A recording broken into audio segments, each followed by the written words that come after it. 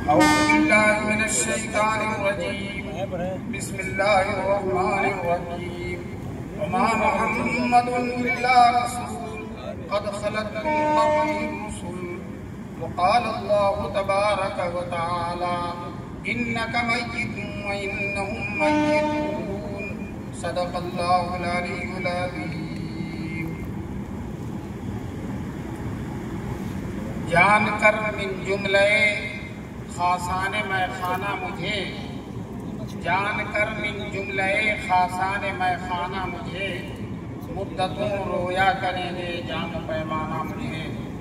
हज़रत सदर जलसा मुअज़्ज़ज़ और मोहतरम उलमाए किराम, मोहतरम बुजुर्गों और दोस्तों, नौजवानान मिल्लत, नेक माएँ और बहनें, अल्लाह का बड़ा करम है, अल्लाह का एहसान है। अल्लाह तबारक तआला ने हम सबको इस ताज़ियती जलसे में जो एक नौजवान काबिल कद्र और बहुत जाने के लायक हज़रत मौलाना अब्दुल साहब, अल्लाह उनके कब्र को नूर से भर दे, उनके महासिन और उनके खैर और उनके कारनामों को जिक्र करने के इख्तिलाफ में अल्लाह ताला उनके मुहब्बीन को बेहतरीन बदला नसीब फरमाए, जिन्होंने उनके बाद उनकी याद में ये बज़्म सजाई है, ताकि इसकी अच्छाइयों का, उनके खैर का जिक्र हो और हम लोगों के अंदर उसकी रग़बत पैदा हो, उस तरह के कारनामे करने का दिल में जज्बा पैदा हो। मुर्दों और जाने वालों की अच्छाइयों के जिक्र का यही फायदा होता है, लोग उन अच्छाइयों को अपनी जिंदगी में लाएं। मैं ये दुनिया, इसमें जो भी आया है जाने के लिए, कोई भी हमेशा रहने के लिए नहीं आया। बहुत सारे लोग जो ये समझते थे कि शायद मैं दुनिया से नहीं जाऊंगा और दुनिया में गुरूर और नाज के साथ रहते थे, घमंड के साथ रहते थे, जुल्म के साथ रहते थे। पहले भी थे इस तरह के लोग, आज भी हैं और आइंदा भी आएंगे। लेकिन मौत सबको बता देती है कि तुम्हारी औकात कितनी है। सद्दात, उसने बहुत बड़ी खुदाई का दावा किया।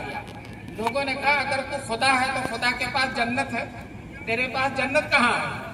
तो उसने कहा मैं जन्नत बनवाता हूँ। चुनांचे उसने अपने लोगों को हुक्म दिया कि दुनिया की जो भी अच्छी चीज, जो भी फल फ्रूट और पौधे दरख्त शानदार से शानदार दुनिया में फराहम है, सब लाकर इकट्ठा किए जाए और जन्नत बनाई जाए।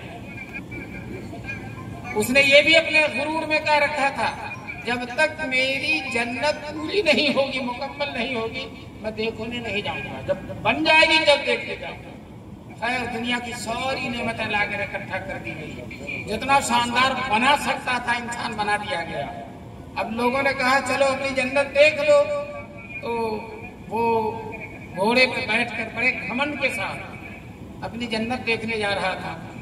रास्ते में एक आदमी ने घोड़े के लगाम पकड़ लिया, कहा आगे नहीं जाने दूंगा।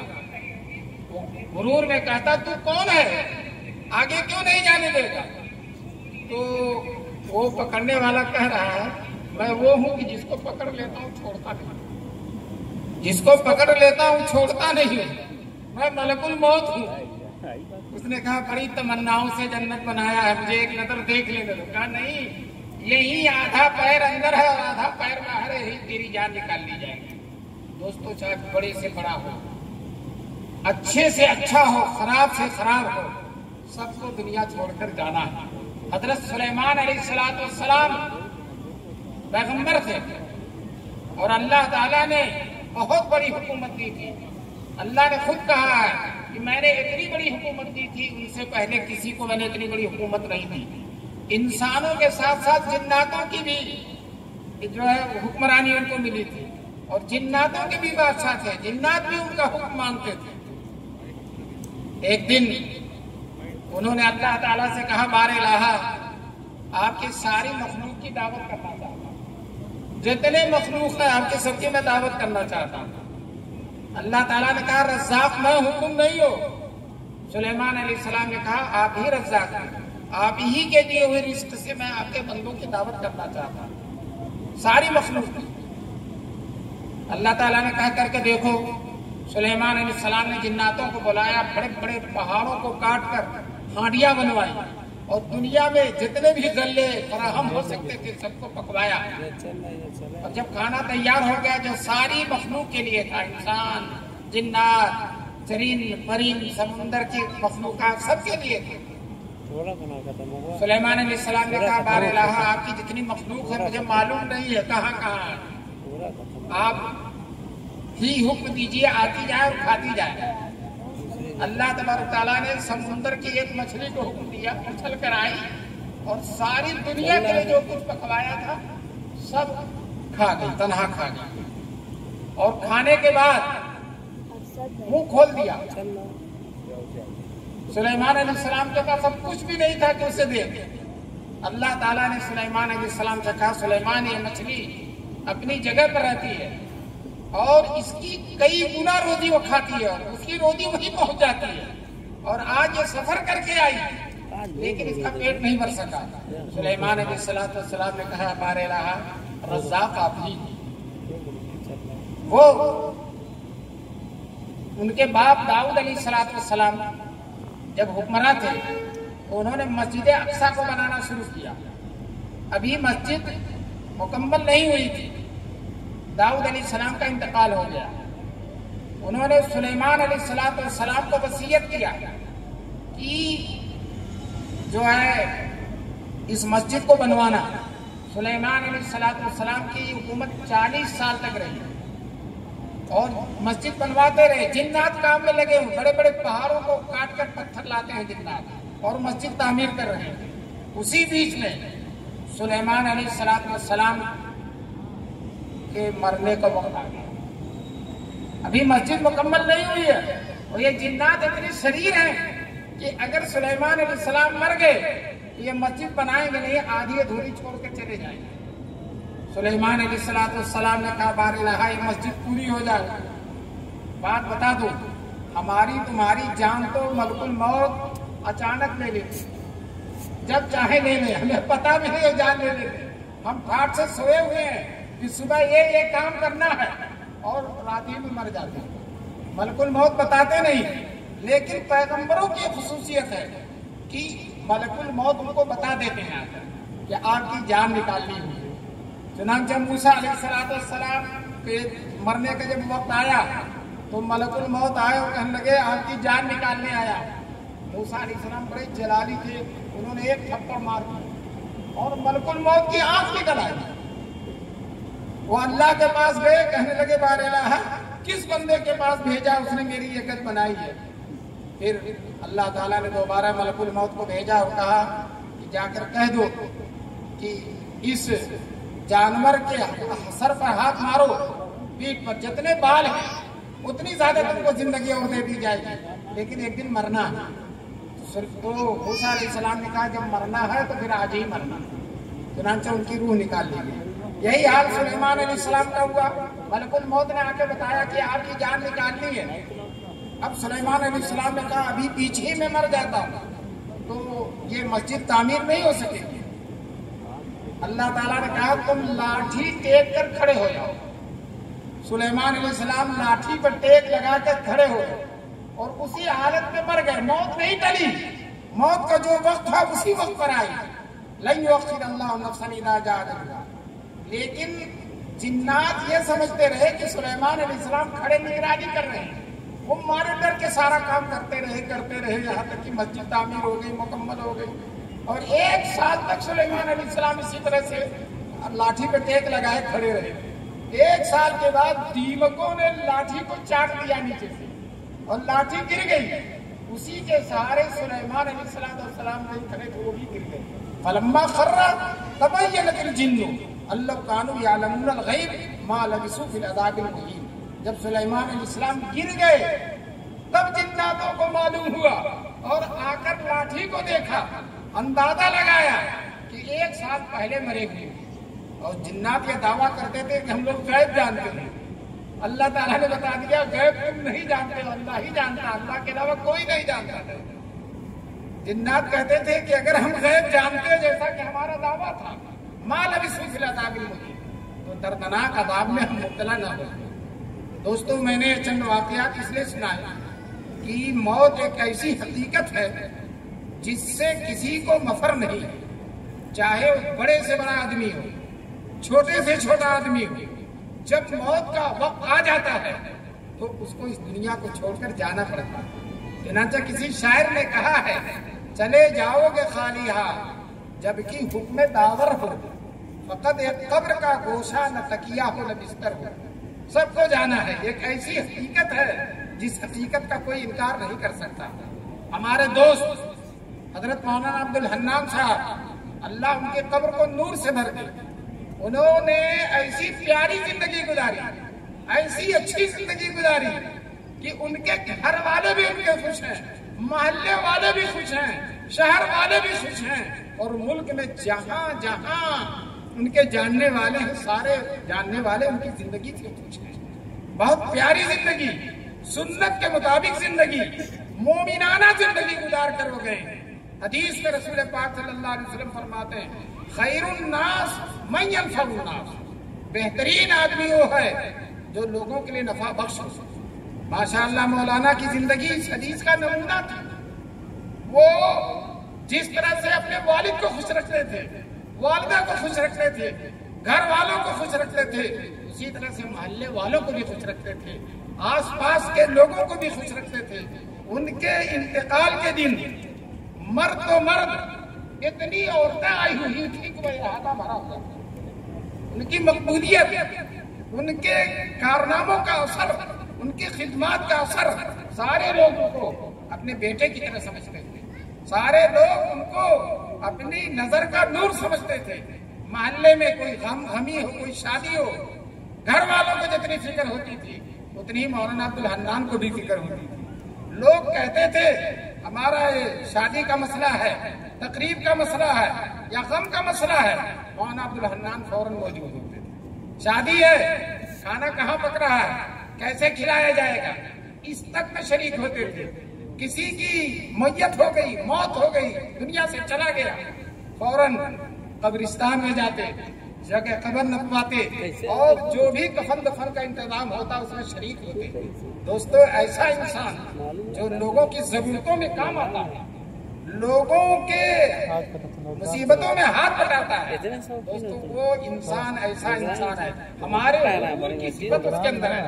हमारे हुजूर सल्लल्लाहु अलैहि वसल्लम का हाल यह है कि हजरत खदीजा ने जब हुजूर सल्लल्लाहु अलैहि वसल्लम गारे हिरा में थे और नबूवत मिल गई और जिब्रील ने आकर कुरान सुनाया और आपको आपके सीने को अपने सीने से मिलाकर दबोचा, हुजूर घबराए हुए थे। इतनी बड़ी अमानत हुजूर को मिल गई थी। अब घर आते हैं, घबराहट में कपकपी तारी है। हजरत खदीजा से कहते हैं ज़म्मिलूनी ज़म्मिलूनी, मुझे चादर उड़ाओ, मुझे चादर उड़ाओ। और वो ये कहते हैं हुजूर मैं बचूंगा नहीं, मेरी जान चली जाएगी, क्योंकि इतनी बड़ी अमानत हुजूर को दे दी गई है कि उस अमानत का बोझ बहुत ज्यादा है। लेकिन हजरत खदीजा ने कहा वल्लाही ला युज़ीक अल्लाहु अबदा, ऐ नबी अल्लाह आपको कभी रुसवा क्यों, इन्नका लतफ़िर रहीम, आप रिश्तों को जोड़ते हैं, व तहमिलुल कल, जो बोझल होता है उसके बोझ को अपने सर पर उठाते हैं, व तक़रीज़ ज़ैफ़, और आप मेहमान नवाजी करते हैं, वो तुईनु अला नवाइबिल हक़, और किसी पर अगर नागहानी मुसीबत आती है तो उसका काम करते हैं। बताओ दोस्तों, ये सिफात मौलवी अब्दुल हन्नान के अंदर हुजूर के फैज़ और बरकत से थी कि नहीं थी? रिश्तेदारों की रिश्तेदारी, इनके रिश्तेदार यहाँ हो, मलेशिया हो, कहीं हो, सबसे ताल्लुक रखना, सबसे जोड़ पैदा करना और सबके कामों में हाथ बटाना। बहुत बड़े बड़े रिश्तेदार, और वो कोई दीन के काम में खर्च करना चाहते हैं खर्च हो, तो उसके लिए बेहतरीन राजदार और अमीन थे मौलाना अब्दुल हन्नान। और इसी तरह से यतीम हो, बेवा हो, मिस्कीन हो, उसकी खबरगिरी करना और उसकी जरूरतों में उसका हाथ बटाना, ये अजीब बात है। तहमिलुल कल, लोगों का बोझ उठाना। मैंने भी बताया, लोगों पर किसी तरह का बोझ हो, मौलाना अब्दुल हन्नान उनके लिए उनके शरीके कार होते थे, उनके बोझ को उठाते थे। और तुईन वाला नवाई बिला, नागहानी मुसीबतों में लोगों के काम आते थे। इस तरह का जो लोग होते हैं, अल्लाह उनको जाये नहीं करते। इंशाअल्लाह सुबह इंशाअल्लाह मौलाना अब्दुल हन्नान कभी जाये नहीं होंगे। इंशाअल्लाह दुनिया से चले गए हैं, लेकिन उनका नाम बाकी रहेगा। इंशाअल्लाह जाना तो सबको जाना है, उनका काम भी बाकी रहेगा। और उनके बेहतरीन कारनामों में गिरधरपुर का उनका मदरसा, बेहतरीन कारनामों में, रोशन कारनामों में। अभी मौलाना वसीम साहब तकरीर कर रहे थे, आदमी मर जाता है और 3 काम है जो बाकी रहते हैं। एक तो सदका जारिया, और एक इल्म, और एक वलदे साले। अगर कोई मदरसा खोलता मदरसा चलाता, तीनों सदके उसी में जमा होता है। तीनों सदके, वो सदका जारिया भी है, इमारत है, मस्जिद है, मदरसा है, दरसगाहें हैं, और वो इल्म भी है, वहाँ इल्म है, और वलदुन साले भी है। इसलिए कि आदमी की औलाद जिस तरह से अपनी औलाद है, उसी तरह से शागिर्द भी उसके औलाद है। बाद दफे अपनी औलाद इतनी दुआ नहीं करती जितना कि शागिर्द लोग दुआ करते हैं। मैंने बहुत से शागिर्दों को देखा है, अपने उस्तादों को हर नमाज में याद करते हैं, हर नमाज के बाद दुआ करते हैं, अल्लाह मेरे उस्तादों की मग़फ़िरत फरमा, उनके दर्जात बुलंद फरमा। और इसी तरह से जब हज करने जाते हैं, उम्रा करने जाते हैं, अपने वालिदैन के साथ साथ उस्तादों के लिए भी दुआ करते हैं। तो बहरहाल मौलाना का ये मदरसा उनका बहुत बड़ा कारनामा है। मैं उनके अज़्ज़ा और अक़ारीब मौलाना इश्तियाक़ साहब और उनके भाइयों से दरख्वास्त करता हूँ और अर्ज करता हूँ कि उनके बाद आप उनकी जिंदगी में जो आपकी जरूरत थी, अब उनके बाद आपकी जरूरत से ज्यादा है।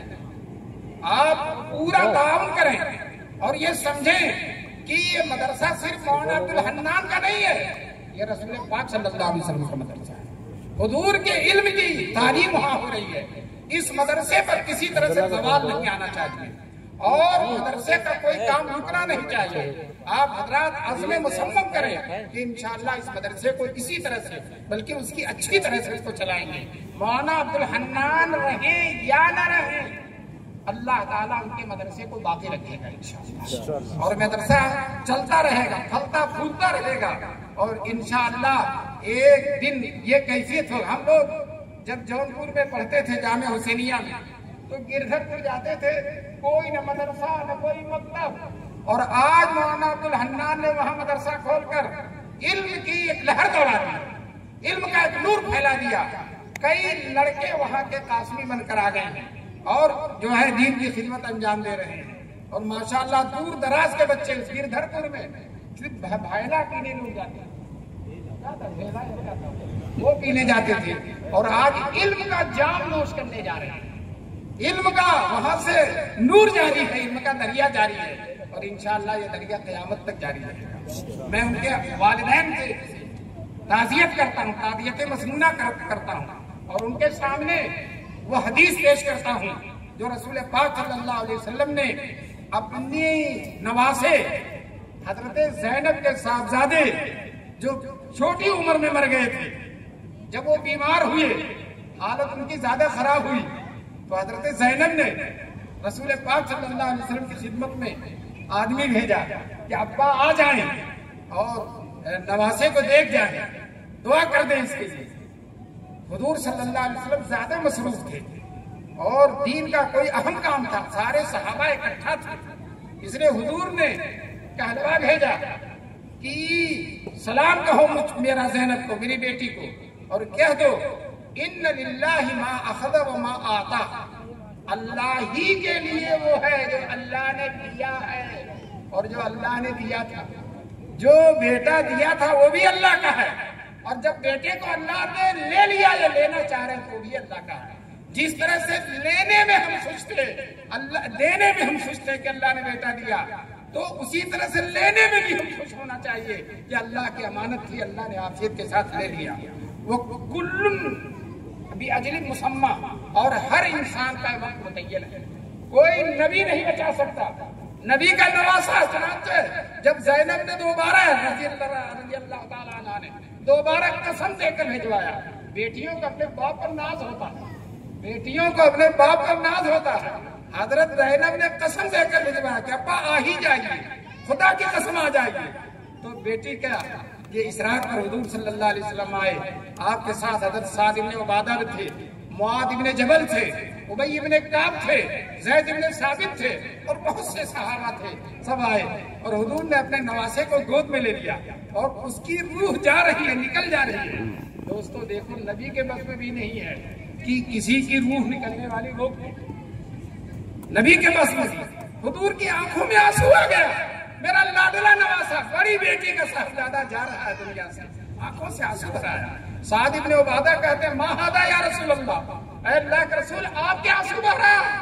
तो हुजूर ने फरमाया, हादी रहमतुन, ये अल्लाह की रहमत है और अल्लाह अपने रहम करने वाले बंदों पर रहम करते हैं। इसलिए कोई चला जाए, आंसू बह जाना ये सब्र के खिलाफ नहीं है, लेकिन जज़ा फदा करना, उसी को लेकर बैठ जाना, मेरा बेटा जिंदा रहा होता तो ये करता, ये करता, ये सब बातें अल्लाह उसके रसूल की मर्जी के खिलाफ है। जो वक्त था अल्लाह ताला ने वक्त को पूरा कर दिया, अब उससे ज्यादा वो जी ही नहीं सकते थे। चुनांचे अल्लाह ने मना किया है कुरान में कि जब किसी के अइज़्ज़ा और अक़ारिब शहीद हो जाते हैं तो कहते हैं, लौ कानू इंदना मा मातू व मा कुतिलू, अगर हमारे पास रहते तो मरते भी न, कत्ल भी न होते। अल्लाह ताला कहते हैं, ऐनमा तकूनू युदरिकुमुल मौत, तुम जहां भी जाओगे मौत तुमको पकड़ लेगी। वलौ कुंतुम फी बुरूजिन मुशय्यदा, चाहे मजबूत किलो के अंदर हो जाओ तो मौत पकड़ लेगी। तो दोस्तों, आंसू का आ जाना ये अलग बात है, लेकिन जज़ा फदा बेसब्री, ऐ अल्लाह जो है ये मेरा बेटा कैसे चला गया, मेरे बेटे की जिंदगी इतनी मुख्तसर क्या थी, ये सब चीजें अल्लाह से शिकायत की है। अल्लाह के फैसले पर राजी होना चाहते हैं। वरना मिर्दा गालिब जो उसका कोई अजीज मर गया तो कहता है, जाते हुए कहते हो क़यामत में मिलेंगे, क्या और है दिन गोया क़यामत का कोई और फिर कहते थे तेरे मरने का वक्त है। अल्लाह कहता है, जो जिस वक्त मरा वही उसके मरने का वक्त है। मौलाना अब्दुल हई फरंगी माली इतने बड़े आलिम थे, 100 से ज्यादा किताबें लिखी हैं और इतने बड़े आलिम थे, अरब के मशहूर आलिम अब्दुल फत्ताह अबू गुद्दा, वो 90 के 85 साल जश्न में आए और वहाँ कहने लगे, यहाँ से जौनपुर से मौलाना जफर साहब भी गए, अली मियाँ ने उनको दावत दी थी, मौलाना जफर जो बड़े आलिम अल्लाह ताला के वो भी गए। मौलाना जफर कहने लगे 3 दिन रहा वहाँ, बिल्कुल बेकार, कोई लुत्फ नहीं आ रहा था। मैं ये सोच रहा था सारे लोगों का तस्करा, और मौलाना अब्दुल हई फरंगी माली इसी लखनऊ के उनका जिक्र ही नहीं कोई कर रहा। कहते हैं तीसरे दिन अब्दुल फत्ताह अबू गुद्दा खड़े हुए और मौलाना अब्दुल हई फरंगी माली पर इतनी उम्दा तकरीर किया, इतने फजाइल और कमालात, उनकी हदीस दानी, फिक़ह दानी, इल्म का ऐसा अच्छे अंदाज में तस्करा किया। मौलाना जफर कहते हैं पूरे इजलास का हासिल है और मेरा जाना वहां तर गया। वही मौलाना अब्दुल हई फरंगी माली जी थे, बड़े बड़े लोग जिनके शहदा हैं, सिर्फ 40 साल की उम्र में इंतकाल कर गए। कितने साल की उम्र में? 40 साल। मौलाना कासिम नानोतवी रहमतुल्लाह अलैह जो दारुल उलूम देवबंद के बानी हैं और जिनका फैज़ पूरी दुनिया में जारी है, इमाम हरम देवबंद में तशरीफ लाए थे। उन्होंने अपनी तकरीर में कहा, मैं दुनिया के हर मुल्क में गया और जहां भी गया दारुल उलूम देवबंद का फैज़ सूरज और चांद की तरह चमकता है। पूरी दुनिया के चप्पे चप्पे में हम अभी हजरत मौलाना रहमतुल्लाह साहब के साथ फीजी गए थे। फीजी एक ऐसा मुल्क है जो दुनिया का सबसे पहला मुल्क है, वहीं से दुनिया शुरू होती है, उसके बाद कोई मुल्क है ही नहीं, समुंदर है, सबसे पहले फजर की अज़ान वही होती है। हम वहां पहुंचे, जहाज पे चलते रहे, लगता था जहाज उतरेगा ही नहीं। खैर अल्लाह के जजीरा, 3 जजीरे हैं, उन जजीरों में गए, हर जजीरे में बुखारी शरीफ की तालीम हो रही है, अरबी दरसे निज़ामी की तालीम हो रही है। हमने उन उलमा से पूछा, आप लोग कहाँ से आए हैं, कहाँ से पढ़कर आए हैं? कहने लगे दारुल उलूम देवबंद से पढ़कर आए हैं। दोस्तों, कहने वाले कहते हैं कि उड़ाए कुछ वरक नरगिस ने, कुछ लाले ने, कुछ गुल ने, चमन में हर तरफ बिखरी हुई है दास्तां मेरी। ये पूरी दुनिया में इल्म दीन का चर्चा पैदा करने वाला। आज अफ्रीका में जो मदरसे हैं, यूरोप में जो मदरसे हैं, और वो हैं दरसे निजामी वाले मदरसे हैं, और जद्दे में हैं, रियाद में हैं, मक्के में हैं, मदीने में हैं। दोस्तों सब दारुल देवबंद के फैदियाब, दारुल देवबंद के फैदियाब। दारुल देवबंद कायम हुआ 7वें साल इजलासे दस्तारबंदी हुआ था। उसमें मौलाना कासिम ने तकरीर किया, अल्लाह ने हमारे मदरसे को हमारी तवक्को से ज्यादा मकबूल बनाया। जब ये मदरसा कायम हुआ, कुछ बच्चे मदीने में पढ़ते थे, कुछ बच्चे मक्के में पढ़ते थे। जब उन्हें मालूम हुआ कि देवबंद में मदरसा खुल गया, मक्के और मदीने से आकर 7वें साल के अंदर ही अंदर दाखिल में उन्होंने दाखिला ले लिया। इतना बड़ा काम किया मौलाना कासिम ने। उनकी उम्र सिर्फ 49 साल थी। कितनी साल? 49। तो अल्लाह तबारक तआला कम उम्री में भी काम ले लेता है। मौलवी अब्दुल हन्नान भी उन्हीं लोगों की नजीर हैं।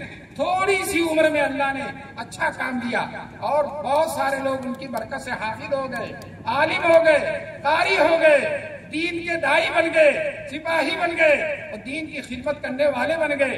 बहुत से बच्चे उनके पढ़ाए हुए मुख्तलिफ मदरसों में पढ़ा रहे हैं और कामयाब खिदमत अंजाम दे रहे हैं। नारे तकबीर, नारे तकबीर, नारे तकबीर, नारे तकबीर। उलमाए देवबंद, मुफ्ती राशिद साहब, हजरत मौलाना अब्दुल हन्नान साहब, मदरसा अरबिया सादतुल उलूम, मदरसा अरबिया सादतुल उलूम।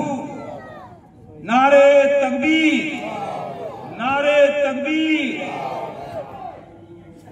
दोस्तों, ये मौलाना अब्दुल हन्नान साहब का जिक्र खैर था और मैंने आपके सामने कुछ बातें बताई। एक और हदीस है जो उनके माँ बाप को मैं सुनाना चाहता हूँ। तिरमिज़ी शरीफ की मुस्नद अहमद की हदीस है। अल्लाह तबारक तआला जब किसी बंदे के बेटे का इंतकाल हो जाता है, बाप जिंदा और बेटे का इंतकाल हो जाता है, तो अल्लाह ताला मलकुल मौत से पूछते हैं, कबज़तुम वल्दा अबदी, तुमने मेरे बच्चे, मेरे बंदे के बच्चे की रूह कब्ज़ कर लिया। बाप जिंदा है, तुमने रूह कब्ज़ कर दिया बाप की निगाहों के सामने। तो फरिश्ते कहते हैं हाँ। फिर अल्लाह ताला कहते हैं कि कबज़तुम समरत फुआदी, मेरे बंदे के दिल के टुकड़े को, उसके दिल के हिस्से को, दिल के टुकड़े को और दिल के बाग के फल को तुमने रूह कब्ज़ कर लिया, उसकी रूह निकाल ली। फरिश्ते कहते हैं हाँ ऐसा हुआ। फिर अल्लाह ताला फरिश्तों से पूछे मादा काला हुई, मेरे बंदे ने उस पर क्या कहा? तो फरिश्ते कहते हैं हमिद तक, बंदे ने तेरी हम, अल्लाह तूने अपनी अमानत ले ली, जिस तरह से दी थी हम खुश थे, ले लेने के बाद भी खुश हैं। तो आप हम किया और इन्ना लिल्लाहि व इन्ना इलैहि राजिऊन पढ़ा। खुलासा कलाम ये कि सब्र किया। तो अल्लाह ताला कहते हैं नू ले अब्दी बैतन फिल जन्नत, उस सब्र करने वाले बाप के लिए जन्नत में घर बना दो, जन्नत में एक घर बना दो, वो सुम्मूहु बैतल हम्दी, और उसका नाम रखो हमद वाला। तो इंशाअल्लाह मैं मौलाना के बाप को, माँ को इस हदीस की रोशनी में बशारत देता हूँ, आप लोगों ने सब्र का हक अदा किया। मैं अभी उनके बाप से मिला था और बाप के ने कहा जब अल्लाह की अमानत थी, अल्लाह ने ले लिया, हम सब्र करते हैं। तो जब उन्होंने सब्र का सबूत दिया तो इस हदीस की बुनियाद पर मैं कहता हूँ आपके लिए हमद का घर बनकर तैयार है, हमद का घर बनकर तैयार है और आप जाएंगे अल्लाह ताला उस घर में लगा देंगे। दोस्तों, ये अल्लाह का करम है। अल्लाह जब सदमा देता है तो उस सदमे का सिला, सदमा देता है तो सदमे का सिला भी देता है। सदमा जितना बड़ा होता है सिला भी उतना बड़ा होता है। दोस्तों, इस पूरी दुनिया में जब से दुनिया बनी है और क़यामत तक सबसे ज्यादा सदमा सहाबे किराम रिज़वानुल्लाह अलैहिम अजमईन ने उठाया है हुजूर के विसाल के बाद। हुजूर के विसाल के बाद सिद्दीक़ अकबर आए हैं, हुजूर के विसाल के बाद चादर उठाया है, घबरा रहे हैं और चादर उठाकर हुजूर को बोसा दे रहे हैं और कहते हैं तिब्त हय्यन तिब्त मय्यतन। हजरत आयशा सिद्दीक़ा कहती हैं हुजूर के विसाल के बाद मैंने अबू बकर के सीने से इस तरह से महक सुनी जिस तरह से गोश्त के जलने की बात। इतना सदमा है, लेकिन दिल से कहते तुम दिल ही में रहो, जाहिर नहीं होने दिया। सदमे को जाहिर नहीं होने, बर्दाश्त कर लगे। सिद्दीक अकबर के अंदर बर्दाश्त की इतनी कुव्वत थी, चुनांचे वो नबी पाक के जानशीन थे, वो ने बर्दाश्त करते तो कौन बर्दाश्त करता है। हत्ता के हजरत उमर रज़ी अल्लाह ताला अन्हु मस्जिद में खड़े हो गए और कहने लगे, अगर कोई कहता है कि हुजूर का विसाल हो गया, मैं अपनी तलवार से उसकी गर्दन काटता हूँ। मुसलमान बहुत परेशान है, एक तरफ विसाल हो गया और दूसरे हजरत उमर धमकी दे रहे हैं। दोस्तों, ये गलबे मोहब्बत की बात है, ये गलबे मोहब्बत की बात है। लेकिन जो दीन नहीं समझते, मौलाना मौदूदी ने लिखा है, ये जाहिलियत का गलबा। कुल्लो इनाइन यतरशहु बिमा फी, हर बर्तन से वही चमकता है जो इसमें होता है। तो मौलाना मौदूदी के अंदर खुद जाहिलियत का गलबा था, इसलिए उन्होंने हजरत उमर के फेल पर कहा कि जाहिलियत का, ये मोहब्बत की मजलूबियत है, मोहब्बत में ऐसा हो जाता है। बहरहाल हजरत सिद्दीक अकबर ने मस्जिद में खड़े होकर कहा, मन कान मिनकुम याबुदु मुहम्मदन फइन्न मुहम्मदन क़द मात, तुम में का जो मोहम्मद की इबादत करता था सल्लल्लाहु अलैहि वसल्लम, तो मोहम्मद का तो विसाल हो गया। वो मन कान याबुदुल्लाह, और जो अल्लाह की इबादत करता था फइन्न अल्लाह हय्युन ला यमूत, अल्लाह जिंदा है और अल्लाह कभी मरने वाला नहीं है। दोस्तों, लेकिन याद रखिए, हुजूर के विसाल के बाद सहाबे किराम ने हुजूर के सारे कामों को आगे बढ़ाया, कोई काम छोड़ा नहीं, सारे कामों को आगे बढ़ाया। इसलिए हुजूर फरमाते थे कि मेरे बाद मेरे सहाबा से मोहब्बत रखना, इत्तखदू, जो मेरे सहाबा से मोहब्बत रखना और उनको जो है हमेशा दीन का अमीन समझना, दीन का मेहमान समझना। दोस्तों, सहाबे किराम ने भी हुजूर की मोहब्बत का हक अदा कर दिया, रोने धोने में वक्त नहीं गुजारा, हुजूर के मिशन को आगे बढ़ाया, हुजूर के काम को आगे बढ़ाया। तो आज भी हम मौलाना अब्दुल हन्नान के मदरसे के असातिज़ा से कहते हैं, उनके अज़्ज़ा और अक़ारिब से कहते हैं, उनके दोस्तों से कहते हैं, उनके कामों में हाथ बटाने वालों से कहते हैं कि आपकी जिम्मेदारी पहले से ज्यादा हो गई है, आप उन जिम्मेदारियों को निभाइए। उनकी मोहब्बत का हक यही है कि उनके मदरसे पर सवाल न मिल पाए, उनके कामों में कमी ना आने पाए। बहरहाल ये चंद बातें थी जो मैंने आपके सामने अर्ज कर दिया। मैं तो सिर्फ ताज़ियत के लिए यहाँ आने वाला था, लेकिन यहाँ के लोगों ने ताज़ियती प्रोग्राम भी कर दिया और अच्छा खासा जलसा भी हो गया। मैं जौनपुर के जलसों में बहुत शरीक हुआ और जो है बहुत बड़ी बड़ी कॉन्फ्रेंस इश्तिहार लगता है और इसका आधा ही मजमा होता है, लेकिन माशाअल्लाह अल्लाह खासा मजमा है, अच्छा खासा मजमा है। अल्लाह ताला आप हजरात के आने को कबूल फरमाए और जिस वक्त से आए थे हम उसी वक्त से तशरीफ फरमाए। बड़े बड़े उलमा भी हैं, इनको देर तक बैठना भी पड़ गया, लेकिन मैं तो ये चाह रहा था कि तकरीब बहुत मुख्तसर कर, लेकिन कान में एक बुजुर्ग ने आकर कहा कि नहीं थोड़ी लंबी करना, हमारी सुनने के लिए लोग बैठे हैं, तो मैंने बैन बैन तकरीब कर दी। मैं बहुत मुख्तसर की, मैं बहुत लंबी की। अल्लाह तबारक ताला जो कुछ भी मैंने कहा है, अल्लाह ताला हम सबको इसे दिल के कानों से सुनने और अमली जिंदगी में लाने की तौफीक नसीब फरमाए और मौलाना अब्दुल हन्नान की कब्र को नूर से और वो इंशाअल्लाह इस जलसे की मुदाद अल्लाह ताला उनको कब्र में पहुंचा रहे हैं।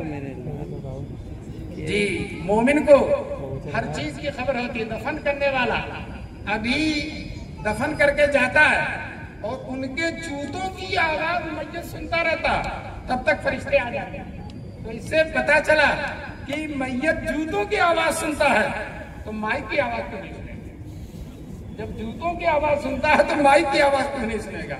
आज ये जलसे में जो उनके लिए दुआएं दी गई हैं, इंशाअल्लाह मजीद अल्लाह ताला उनके कब्र को नूर से भरेगा। और जलसे ताज़ियत का मकसद यही होता है कि मरने वालों के लिए इशाल सवाब कर दिया जाए और साथ साथ जो है लोगों को उनके नुकूशे कदम पर चलने की तलकीन की जाए। शाह अब्दुल रहीम साहब रहमतुल्लाह अलैह के जब इंतकाल हुआ, दारुल देवबंद में जलसा हुआ ताज़ियत का, मौलाना शब्बीर उस्मानी, मुफ्ती अजीजुर रहमान, बड़े बड़े उलमा सबने शेर पढ़कर लाए थे और शेर भी सुनाया और रोए बहुत। तो पता चला कि नकाबिर देवबंद का भी मामूल रहा है ताज़ियत का जलसा। शेखुल इस्लाम मौलाना हुसैन अहमद मदनी रहमतुल्लाह अलैह के जब इंतकाल हुआ तो जलसे में मौलाना हिजुर रहमान भी थे, कारी तैयब साहब भी थे, बड़े बड़े उलमा मौजूद थे। मौलाना हिजुर रहमान तो तूतिया हिल थे, पूरी मुल्क में पार्लियामेंट में उनकी आवाज गूंजती थी। लेकिन वो हादसा इतना उन पर, उनके दिल पर इतना असर था, खड़े हुए एक लफ्ज नहीं बोल पाए। फिर कारी तैयब साहब रहमतुल्लाह अलैह खड़े हुए और हजरत ने अपने दिल पर बहुत जबर डालकर तकरीर की। हजरत मदनी के फदाइल को बयान किया और कहा हजरत का जाना हमारे लिए सरमाए जाका है, हमारी रूह तक को सदमा पहुंचा। लेकिन उसमें खुशी का भी पहलू है।